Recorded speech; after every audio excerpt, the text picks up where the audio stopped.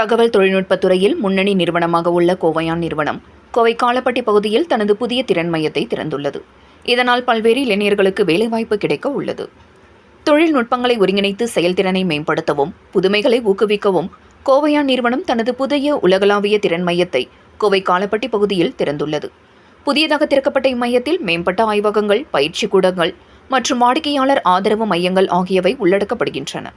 15 வருட அனுபவம் கொண்ட நிறுவனமாக கோவையான் திகழ்ந்து வருகின்ற நிலையில் இதன் நிறுவனரும் இயக்குநருமான நந்தகுமார் அனைவரது மத்தியிலும் கூறியதாவது: இந்த நிறுவனம் தகவல் தொழில்நுட்ப சேவைகளில் சர்வதேச அளவில் முன்னணி நிறுவனங்களுக்கு தங்களது சேவைகளை வழங்கி பல சாதனைகளை பெற்றுள்ளதாகவும், கோவையில் திறக்கப்பட்டுள்ள இந்த திறன் மையம் செயற்கை நுண்ணறிவுடன் கூடிய ஆராய்ச்சி மையத்தையும் அமைக்கப்பட்டுள்ளது என்றார்.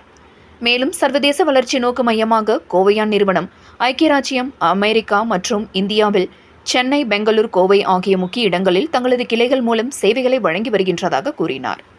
இம்மையத்தின் தொடக்கம் நிறுவனத்தின் உலகளாவிய ஆற்றலை மேலும் வலுப்படுத்தி புதிய வேலைவாய்ப்புகளை உருவாக்குவதோடு AI தொழில்நுட்ப வளர்ச்சிக்கும் ஒத்துழைப்பு வழங்கும் என்றார்.